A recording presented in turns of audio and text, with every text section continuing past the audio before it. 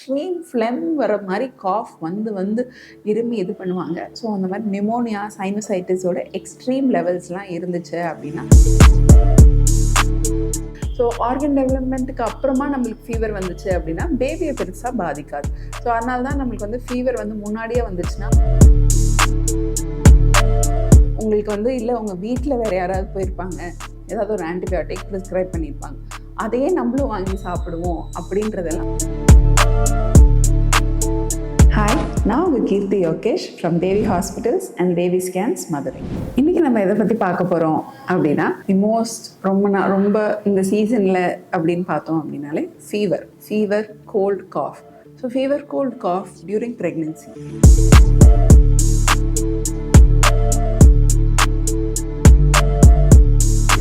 So fever cold cough வருது அப்படின்னா எந்த ட்ரைமஸ்டர் ஆஃப் ப்ரெக்னென்சியில் வருது அப்படின்றது ரொம்ப முக்கியம். ஸோ ஃபர்ஸ்ட் ட்ரைமஸ்டரில் வருதா, செகண்ட் ட்ரைமஸ்டரில் வருதா, இல்லை தேர்ட் ட்ரைமஸ்டரில் நியரிங் டேட்ஸில் வருதா, அண்ட் எவ்வளோ இன்டென்சிட்டியில் வருது அப்படின்றது இருக்குது. ஸோ ஃபர்ஸ்ட் ட்ரைமஸ்டரில் வருதா அப்படின்றத பார்க்கணும். ஃபர்ஸ்ட் ட்ரைமஸ்டரில், அதாவது ஆர்கன்ஸ் டெவலப்மெண்ட்டுக்கு முன்னாடியே உங்களுக்கு ஒரு ஃபீவர் எக்ஸ்போஷர் இருந்துச்சு அப்படின்னா அது ரொம்ப ஹெல்த்தியாக நம்மளோட த்ரூ அவுட் த ப்ரெக்னென்சி இருக்கும்னு நம்ம சொல்ல முடியாது. ஸோ ஆர்கன் டெவலப்மெண்ட்டுக்கு அப்புறமா நம்மளுக்கு ஃபீவர் வந்துச்சு அப்படின்னா பேபியை பெருசாக பாதிக்காது. ஸோ அதனால தான் நம்மளுக்கு வந்து ஃபீவர் வந்து முன்னாடியே வந்துச்சுன்னா, ஒரு சில நேரம் இந்த chicken box and torch panel இந்த மாதிரி இன்ஃபெக்ஷன்ஸ்லாம் முன்னாடியே வருது அப்படின்னா நம்மளே டாக்டர்ஸே வந்து அபார்ட் பண்ணிக்கோங்க, இது வந்து உங்களுக்கு ஹெல்த்தியாக இருக்காது அப்படின்னு சொல்லிலாம் அட்வைஸ் பண்ணுறோம். பட் ஆஃப்டர் ஒரு 20 வீக்ஸ் 16 வீக்ஸ்க்கு அப்புறம், அதாவது இந்த ஆர்கனோஜெனசிஸ் வந்து கம்ப்ளீட்டாக முடிஞ்சதுக்கு அப்புறமா தான் உங்களுக்கு ஃபீவர் எக்ஸ்போஷர் இருக்குது அப்படின்னா it will not affect the baby as such. So ஒரு பேபியை வந்து ஃபுல்லாக அதோட டெவலப்மெண்ட்டை பாதிக்கும் அப்படின்னு சொல்லி நம்ம சொல்ல முடியாது. But there can be harmness for the baby also, depending on the type of infection. நீங்கள் என்ன இன்ஃபெக்ஷன் உங்களுக்கு அக்வயர் ஆகுது, அது எவ்வளோ இன்டென்சிட்டியில் அக்வயர் ஆகுதுன்றதை பொறுத்து உங்களுக்கு அதோட அவுட்கம்ஸ் இருக்கும். ஸோ ஒரு கோல்ட் அண்ட் காஃப் ஒரு நார்மலாக இப்போ ஒரு செகண்ட் ட்ரைமஸ்டரில் இருக்கீங்க, ஒரு செகண்ட் ட்ரைமஸ்டர்ன்றது கொஞ்சம் சேஃபர் பீரியட்ஸ். ஸோ அந்த டைமில் ஒரு கோல்டு காஃப் இருக்குது, ஃபீவர் வந்து அக்கேஷ்னலாக தான் வருது, ரொம்ப high intensity more then 1 or 2 அந்த மாதிரிலாம் இல்லை அப்படின்னா இருந்துச்சு அப்படின்னா ஒரு சில ஹோம் ரெமெடிஸ் நீங்கள் ட்ரை பண்ணலாம்.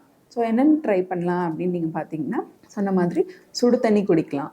ஸோ சுடு தண்ணி குடிச்சிட்டு உங்களோட சலைன் வாட்டர் வச்சு காகிள் பண்ணி ஒரு 3 times டெய்லி சலைன் வாட்டர் ஒரு நார்மலாக நல்ல ராக் சால்ட் போட்டு உங்களுக்கு குடிக்கக்கூடிய சூடில் வச்சு நல்லா அடித்தொண்டை படுற அளவுக்கு காக்லிங் பண்ணி அதை துப்புறப்போ அதுவுமே நம்மளுக்கு ஒரு சூதிங் எஃபெக்ட்லாம் கொடுக்கும். அதுக்கப்புறம் ஸ்டீம் இன்ஹலேஷன்.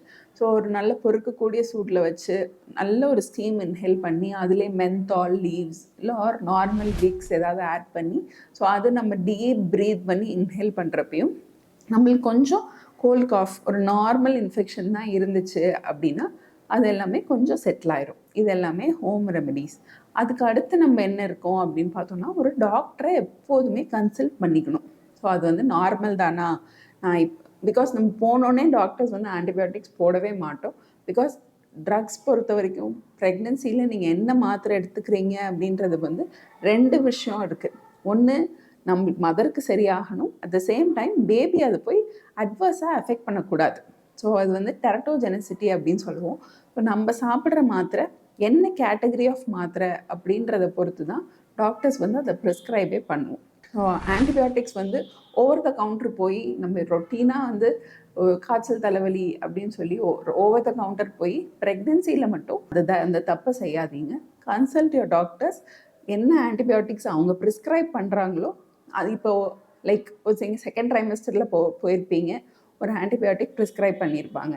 அண்ட் உங்களுக்கு வந்து இல்லை உங்கள் வீட்டில் வேறு யாராவது போயிருப்பாங்க, ஏதாவது ஒரு ஆன்டிபயோட்டிக் ப்ரிஸ்கிரைப் பண்ணியிருப்பாங்க, அதையே நம்மளும் வாங்கி சாப்பிடுவோம் அப்படின்றதெல்லாம் பண்ணாதீங்க. உங்களுக்கு எவ்வளோ இருக்குது அப்படின்னு செக் பண்ணிவிட்டு உங்களுக்கு கொடுக்குற ஆன்டிபயோட்டிக்கு கரெக்டாக எடுத்துக்கிற மாதிரி பார்த்துக்கோங்க. ஸோ இன்னொன்று வந்து cough syrups. So cough syrups பொறுத்த வரைக்கும் வந்து அந்த கண்டென்ட் என்ன இருக்குன்னு பாருங்கள். ஸோ அதில் வந்து கொடின் கண்டெய்னிங் காஃப் சிரப்ஸ் வந்து ப்ரெக்னென்சியில் குடிக்க வேண்டாம். டெக்ஸ்ட்ரோமெத்தார்ஃபென் அப்படின்னு இருக்கும். ஸோ ஆர் டி, இப்போ அஸ்கோரில் டி அப்படின்னு இருக்கும். ஸோ அந்த மாதிரி டெக்ஸ்ட்ரோமெத்தார்ஃபென் அப்படின்ற ஆட் பண்ணுற இன்க்ரீடியன்ட் இருந்துச்சு அப்படின்னா அந்த காஃப் சிரப்ஸ் வந்து are quite safer in pregnancy. But நீங்களாகவே எந்த காஃப் சிரப்ஸும் எடுத்துக்காதீங்க. Consult your doctor and have the prescription வாங்கி அதுக்கப்புறம் நீங்கள் அந்த கரெக்டான டோசேஜில் எடுத்துக்கோங்க. ஸோ ஒரு சில டேஞ்சர் சைன்ஸ் வருது அப்படின்னா இருந்துச்சு அப்படின்னா எந்த விதமான ஒரு ஹெசிடேஷனுமே இல்லாமல் அது எந்த டைம் ஆஃப் ப்ரெக்னென்சியாக வேணாலும் இருக்கலாம், எந்த டைம் ஆஃப் தி டேவாக வேணாலும் இருக்கலாம், உடனடியாக ஒரு ஹாஸ்பிட்டலில் போயிடணும். ஸோ என்னென்ன டேஞ்சர் சைன்ஸ் அப்படின்னு பார்த்தோம் அப்படின்னா இன்க்ரீஸ்டு டெம்பரேச்சர் குறையவே இல்லை. ஸோ உங்களோட டெம்பரேச்சர் வந்து மோர் தென் 1 or 2 அந்த மாதிரிலாம் மெயின்டைன் ஆகுது அப்படின்னா தயவு செஞ்சு போய் அட்மிஷன் தான் உங்களுக்கு வந்து பெட்டர் ஆப்ஷனாக இருக்கும். இன்க்ரீஸ்டு டெம்பரேச்சர், அதுக்கு அடுத்து என்னன்னு பார்த்தோம்னா இன்க்ரீஸ்டு ரெஸ்பிரேஷன், இளைக்கிற மாதிரி இருக்கும், மூச்சே விட கஷ்டமாக இருக்கும், நார்மலாக ஃப்ளாட்டாக படுக்க முடியாது, உட்கார முடியாது. ஸோ அந்த மாதிரி உங்களால் மூச்சை விட சிரமமாக இருக்குது அப்படின்னாலும் உடனே கன்சல்ட் பண்ணிடணும். செஸ்ட் பெயின் அதிகமாக இருக்குது, சில பேருக்கு வந்து சைனோசைட்டிஸ் இருக்கும். ஸோ சைனோசைட்டிஸ் இருக்கப்போ அது ரொம்ப கம்ப்ரெஸ் ஆகி நம்மளால் இப்படி தலையை நிமிர்த்தவே முடியாத அளவுக்குலாம் இருக்கும்.